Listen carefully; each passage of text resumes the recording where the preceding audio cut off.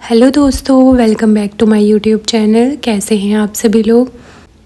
तो गाइस, आज हम लोग जा रहे हैं बंगाल के समतापेर गांव के एक ऐसे लेजेंडरी राइटर के घर जिन्होंने इंडियन लिटरेचर को एक अलग ही लेवल पे पहुंचा दिया, शरत चंद्र चट्टोपाध्याय जी।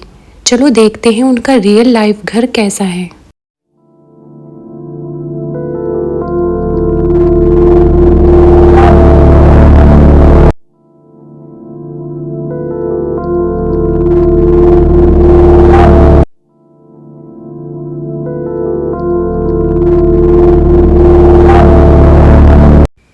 तो गाइस, हम लोग पहुंच गए हैं शरत चंद्र चट्टोपाध्याय जी के घर के बाहर। और चलिए अंदर चलते हैं, लेकिन उससे पहले आपको मैं थोड़ा बाहर से व्यू दिखा देती हूँ। और गाइस, यहाँ का एनवायरनमेंट इतना पीसफुल है कि समझ आता है कि इतनी इमोशनल और डीप स्टोरीज़ कैसे लिखी गई होंगी। गाइस, उनके द्वारा जो प्रसिद्ध उपन्यास लिखे गए हैं वो हैं जैसे कि देवदास, परिणीता, चरित्रहीन जैसी कई ऐसी स्टोरीज़ हैं जो उन्होंने लिखी हैं। तो गाइस, ये है शरत चंद्र जी के घर का गेट। और गाइस, इस घर को शरत चंद्र कुटी के नाम से भी जाना जाता है। एंड गाइस, उनके घर के सामने ये एक तालाब है जहाँ पर कहा जाता है कि वो मछलियाँ पकड़ते थे।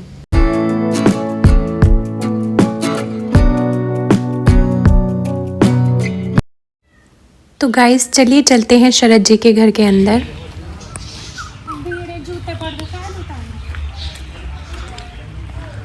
हाँ, शूज उतार लेंगे।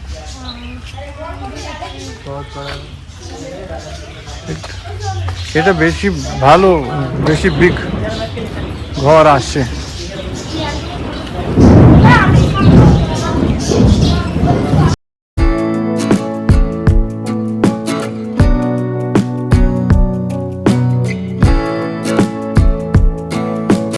एंड गाइस, यहाँ आपको घर के अंदर शूज़ ले जाना मना है, तो शूज़ आपको बाहर ही निकालने होंगे। और गाइस, ये है शरत जी की राइटिंग टेबल, जहाँ पर बैठकर उन्होंने बहुत सारी रचनाएं लिखी हैं। और गाइस, ये है उनकी छड़ी और उनके जूते, जिन्हें अब म्यूजियम की तरह रखा गया है। আলমারিতে যে বইগুলো আছে উনি পড়তেন, তার পাশে একটা রেডিও, ফোনে গড়গড়া, হুক্কা। এটা হারমোনিয়াম भी না? না, রেডিও। আচ্ছা, এটা রেডিও है। হ্যাঁ, ভাল্ব সেট রেডিও। हाँ। गाइस, ये जो रूम है, यहाँ पर शरत जी से जो लोग मिलने आते थे वो यहीं बैठकर उनसे बातचीत करते थे। Made in Japan. और गाइस, ये मेड इन जापान की घड़ी है उसी टाइम। एंड गाइस, यहाँ पर आकर हमें ऐसा लग रहा है जैसे हम भी उसी समय में चले गए।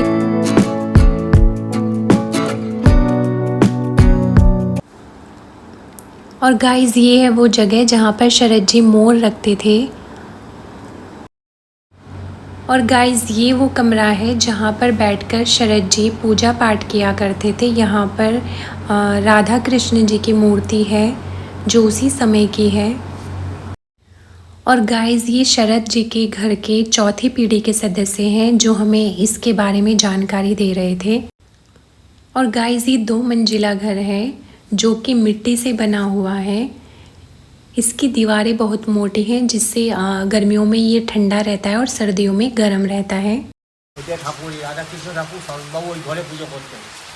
ওইখানে রান্নাঘর ছিল, সেকেন্ড ডেটে ফ্ল্যাটে এসে পড়ে যায়। এটা তৈরি করে ওইদিকে সব বাথরুম পায়খানা। हाँ।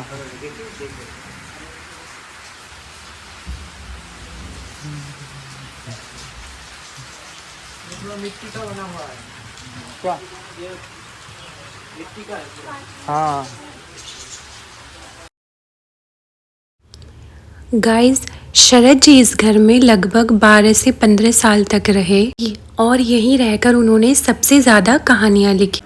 फ्रेंड्स, यह सिर्फ एक लेखक का घर नहीं था, बल्कि आज़ादी की लड़ाई के दौरान यहाँ आधी रात को नावें रुकती थी और भारत माता के वीर सपूत यहाँ पनाह लेते थे। शरत जी अपनी कलम और अपने घर दोनों से अंग्रेजों की नींव हिला रहे थे। गाइस, यहाँ की दीवारों में आज भी देवदास और पारो की सिसकियाँ और क्रांतिकारियों की गुप्त बैठकों की गूंज सुनाई देती है। यहाँ आकर ऐसा लगता है मानो समय ठहर गया हो और हम भी उसी समय में चले गए हों। आज जब हम डिजिटल दुनिया में खोए हैं, तब यहाँ की शांति हमें याद दिलाती है कि हमारी असल जड़ें कितनी गहरी और गौरवशाली हैं।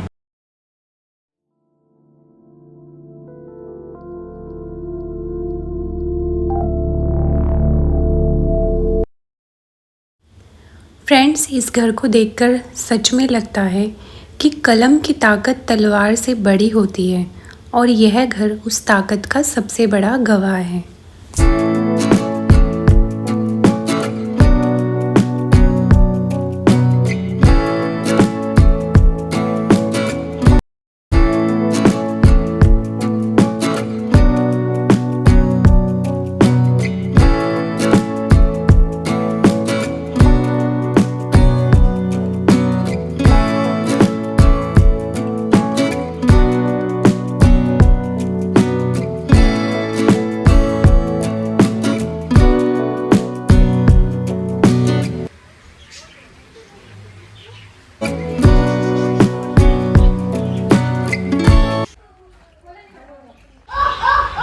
गाइस, ये है शरद चंद्र चट्टोपाध्याय जी, देखिए।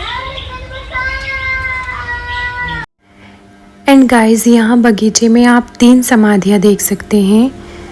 बीच में महान लेखक शरद चंद्र जी की है और एक तरफ उनकी पत्नी हिरण्यमयी देवी की और तीसरी समाधि उनके छोटे भाई की। और गाइस, यहाँ मैं आपको शरद जी की पत्नी के बारे में थोड़ा डिटेल में बताती हूँ।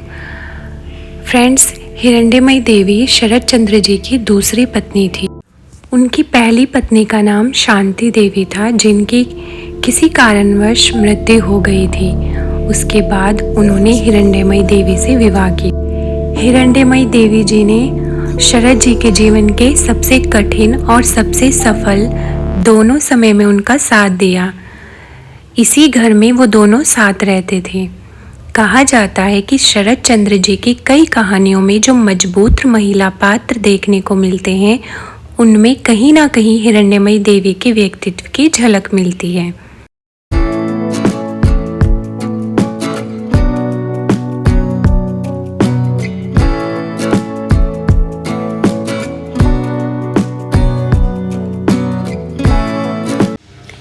चलिए अब उस नदी के किनारे चलते हैं जिसने शरद जी को देवदास और श्रीकांत जैसी रचनाओं के लिए प्रेरित किया। यह है रूपनारायण नदी, जहाँ की लहरें आज भी उनकी कहानियों की याद दिलाती हैं। तो गाइज, ये देखिए, हम अभी आ गए हैं रूपनारायण नदी पर और आप देख सकते हैं ये नदी कितनी बड़ी है।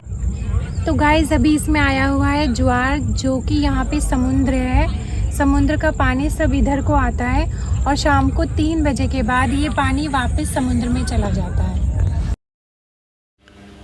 गाइस, शरद चंद्र जी केवल क्रांतिकारियों को शरण ही नहीं देते थे, बल्कि आर्थिक रूप से भी मदद करते थे।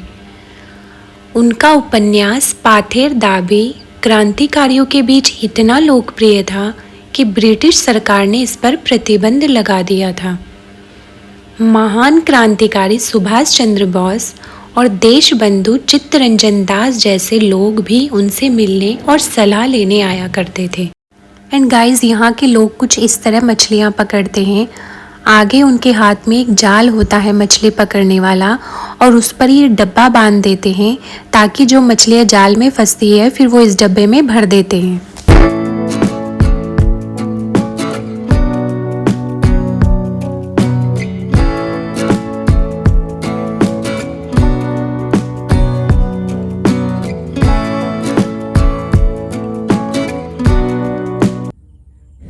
गाइस, जहाँ हम खड़े हैं ये है हावड़ा ज़िला, और जो आप नदी के उस पार देख रहे हैं वो है पश्चिमी मेदिनीपुरम।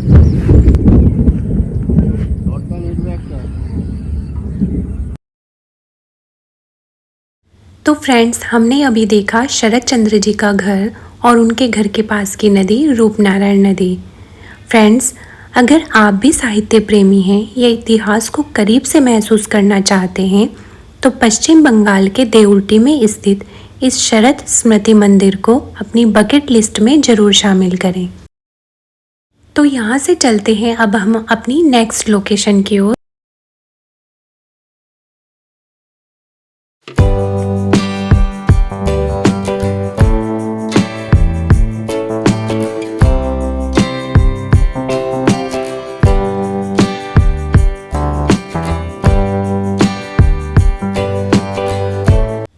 एंड गाइस, ये है हमारी नेक्स्ट लोकेशन जहाँ पर हम नाव में बैठकर इस नदी को पार कर रहे हैं। और नाव में बैठने का एक्सपीरियंस बहुत अच्छा रहा। यहाँ के जो लोग होते हैं वो अपना समय बचाने के लिए इस नाव में अपनी साइकिल और बाइकें रखते हैं, क्योंकि अगर वो बस से जाएंगे तो उनको यहाँ से लगभग 1.5-2 घंटे का समय लगेगा, लेकिन यहाँ से उनको सिर्फ 10 मिनट का समय लगा नदी पार करने में। और यहाँ का जो किराया है इस नाव में वो है हमारा 4 रुपये पर पर्सन था। और जिनके पास अपनी बाइकें और साइकिलें हैं इनका हो सकता है 5 या 6 रुपये होगा। गाइस, इसका एक्सपीरियंस हमारा बहुत अच्छा रहा और इसका ये भी फ़ायदा रहा, यहाँ समय और पैसे दोनों की बचत होती है।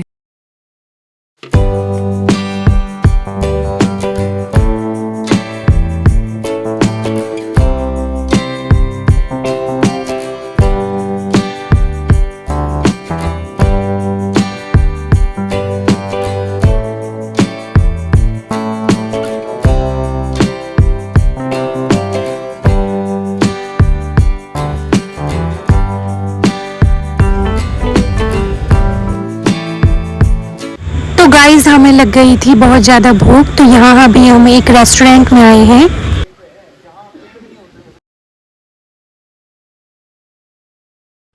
तो गाइस, अभी हम आए हैं अपनी नेक्स्ट लोकेशन पर, जो कि है वेस्ट बंगाल की एक बहुत ही फेमस जगह जिसका नाम है 58 गेट। यहाँ पर 58 बड़े बड़े गेट्स हैं और बहती हुई शानदार हुगली नदी। एंड गाइस, आज हम यहाँ फेरी राइड का भी एक्सपीरियंस लेने वाले हैं।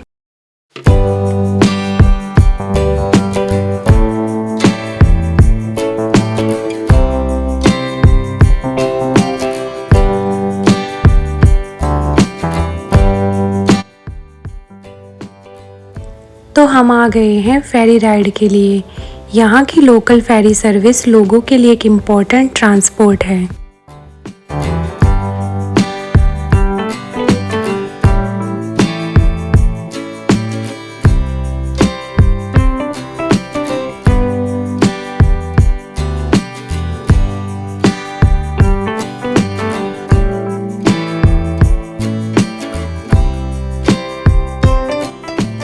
फ्रेंड्स, फेरी के बीच से रिवर का व्यू और भी खूबसूरत लगता है।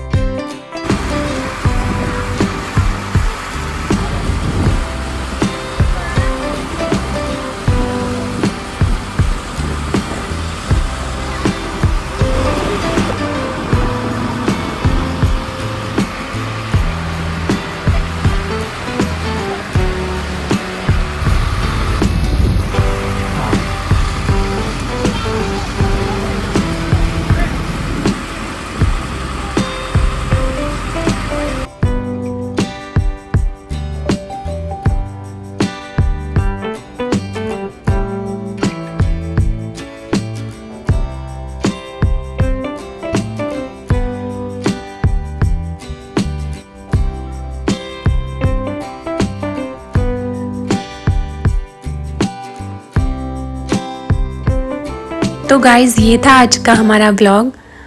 मिलते हैं आपसे नेक्स्ट व्लॉग में। Till then take care, bye bye guys.